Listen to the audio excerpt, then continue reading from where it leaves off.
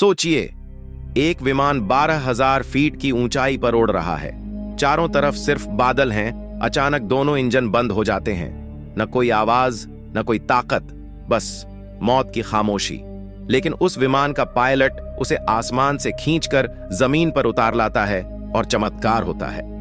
ये कहानी है एयर कनाडा फ्लाइट 143, जिसे दुनिया आज गिमली ग्लाइडर के नाम से जानती है। 22 जुलाई 1983 एयर कनाडा की एक बोइंग 767 मॉन्ट्रियल एयरपोर्ट से उड़ान भरने की तैयारी कर रही थी। गंतव्य था एडमंटन। विमान में कुल 61 यात्री और 8 क्रू मेंबर सवार थे। इस फ्लाइट के कप्तान थे बॉब पर्सन, जिनके पास 15,000 घंटे से ज्यादा का उड़ान अनुभव था। साथ में थे को पायलट मॉरिस क्विंटाल, जो पहले एयर फोर्स में रह चुके थे। दोनों अनुभवी थे, पर उन्हें पता नहीं था कि आज का दिन इतिहास में दर्ज होने वाला है। उस दिन बोइंग 767 के फ्यूल इंडिकेटर में समस्या थी, इसलिए फ्यूल मैन्युअली मापा गया। कंपनी ने नया मेट्रिक सिस्टम लगाया था, यानी फ्यूल किलोग्राम में गिना जाता था। लेकिन जमीनी स्टाफ अभी भी पुराने सिस्टम पाउंड में काम करता था।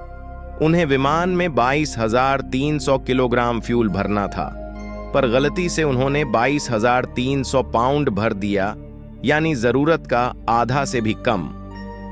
सबको लगा फ्यूल भर गया है और विमान उड़ान के लिए तैयार है।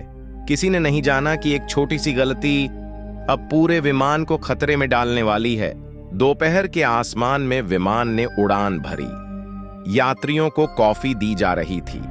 खिड़की से नीला आसमान झांक रहा था। कॉकपिट में सब कुछ सामान्य था। विमान 41,000 फीट की ऊंचाई पर उड़ रहा था। कप्तान बॉब और को पायलट क्विंटल दोनों आत्मविश्वास से भरे थे। विन्नीपेग के पास पहुंचते ही अचानक बाईं ओर का इंजन बंद हो गया। कॉकपिट में अलार्म बज उठा। पायलट ने तुरंत इमरजेंसी चेकलिस्ट खोली और सोचा यह सिर्फ एक तकनीकी गड़बड़ी है। उन्होंने दूसरे इंजन से उड़ान जारी रखी, लेकिन कुछ ही मिनटों में दूसरा इंजन भी बंद हो गया। अब विमान पूरी तरह बिजली और शक्ति खो चुका था। अब विमान आसमान में तैर रहा था। न इंजन, न शक्ति, न नेविगेशन।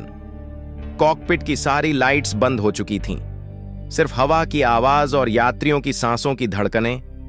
विमान 41,000 फीट से धीरे धीरे नीचे गिर रहा था। हर मिनट में सैकड़ों फीट की ऊंचाई कम हो रही थी। डर से यात्रियों की आंखों में आंसू थे, लेकिन कप्तान शांत थे। कप्तान बॉब पियर्सन पहले ग्लाइडर पायलट रह चुके थे।